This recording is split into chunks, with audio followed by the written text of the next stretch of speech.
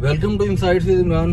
गपशप सीरीज की एक और वीडियो लेके आपके पास हाजिर हुए हैं। बहुत सारे दोस्त ये क्वेश्चन करते हैं जी, जब वो एफपीआर में रजिस्टर्ड हो जाते हैं, एनटीएन बनवा लेते हैं, सेल्स टैक्स में रजिस्टर्ड हो जाते हैं, तो उनके कुछ क्वेश्चन होते हैं कि जी एफपीआर कब तक हमें पूछ सकता है, हमें अपना रिकॉर्ड कब तक मेंटेन करना है, और हमें नोटिस जो आ सकता है वो कहाँ से कहाँ तक आ सकता है, प्रीवियस किन किन सालों का नोटिस आ सकता है। तो आज इस पर थोड़ा सा आपको ब्रीफ करते हैं।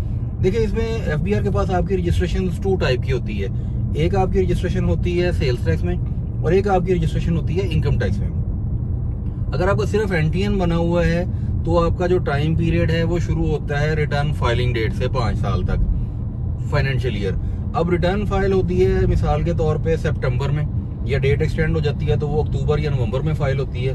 जबकि उसके जो 5 साल पूरे होंगे तो वो जाहिर है उससे अगले जून में होंगे।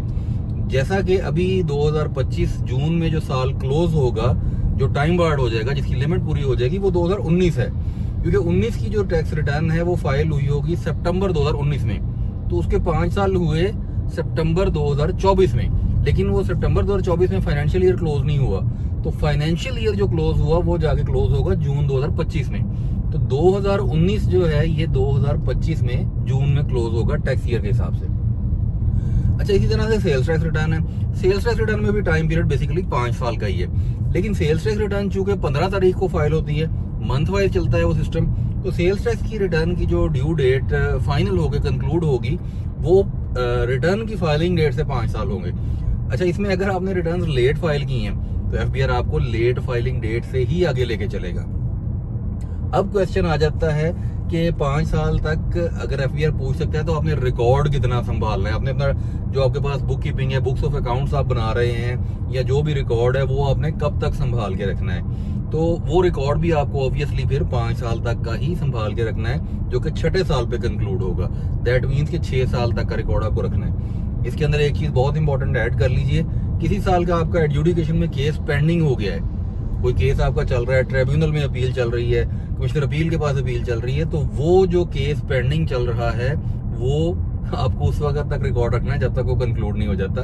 फॉर एग्जांपल, आपका 2015 की कोई असेसमेंट हुई थी, आज आप 2025 में बैठे हैं, आप तो कहेंगे जी 10 साल हो गए, लेकिन आपका वो केस 2015 वाला एडजुडिकेशन में किसी भी जगह पे पेंडिंग है, तो then you have to keep the record of that particular year until that case is finalised.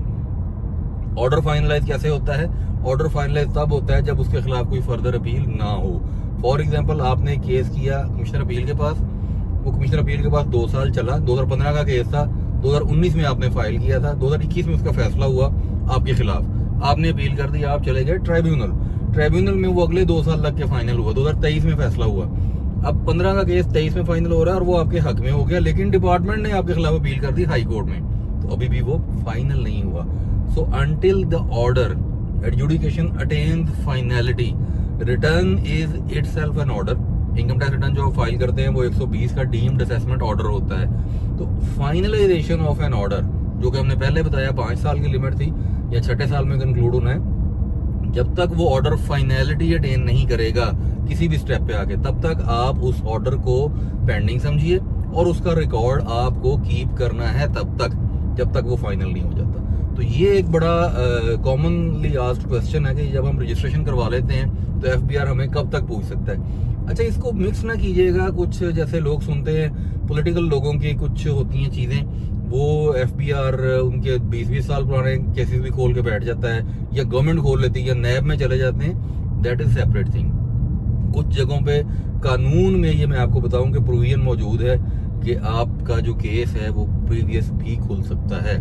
इख्तियारात FBR के पास बेशुमार हैं। देखिए, इसको चैलेंज नहीं किया जा सकता। कल एक दोस्त ने क्वेश्चन किया इसी टॉपिक के ऊपर कि जी ये जो नोटिफिकेशन एफबीआर की आई है इसके खिलाफ लेटर लेकिन इसको खत्म करवा दें। भैया, ऐसे नहीं होता। आप किसी नोटिफिकेशन को खत्म नहीं करवा सकते, कानून को खत्म नहीं करवा सकते।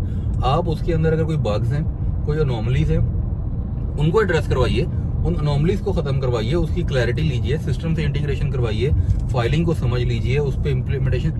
कहीं पे खिलाफे कानून कोई चीज आ गई है उसको चैलेंज कीजिए, उसका एक मैकेनिज्म मौजूद है। आप पिटीशन में जा सकते हैं। आपका कॉन्स्टिट्यूशन जो है, आपका आईने पाकिस्तान आपको अलाउ करता है, आपके बेसिक राइट्स कहीं इन्फ्रिंज हो गए हैं, आपकी कोई ऐसी चीज़ आ गई जो वायलेशन है आपके बेसिक राइट्स के खिलाफ, तो आप उसके खिलाफ कोर्ट ऑफ लॉ में जाइए, आप उसको जाके रेक्टिफाई करवाइए। और बीसियों केसेस ऐसे हुए हैं जिनमें इस किस्म की रेक्टिफिकेशन हुई हैं। अभी आज एक सेल्स टैक्स का केस मेरी नज़रों से गुजरा है, जिसके अंदर सिंध हाई कोर्ट ने ये फैसला किया है कि जनाब जो पेनल्टीज आप लगाते हैं वो अब इस तरह से नहीं लगा सकते कि जिसमें एफबीआर की नोटिफिकेशन का इशू आता है। तो ये बहुत सारी चीज़ें हैं। तो मेन हमारा टॉपिक आज का था कि हम किस तरह से देख रहे हैं टाइम पीरियड को। तो टाइम पीरियड जो मैंने आपको बड़ी तफसील से बता दिया कि कब तक आपने अपना रिकॉर्ड कीप करना है।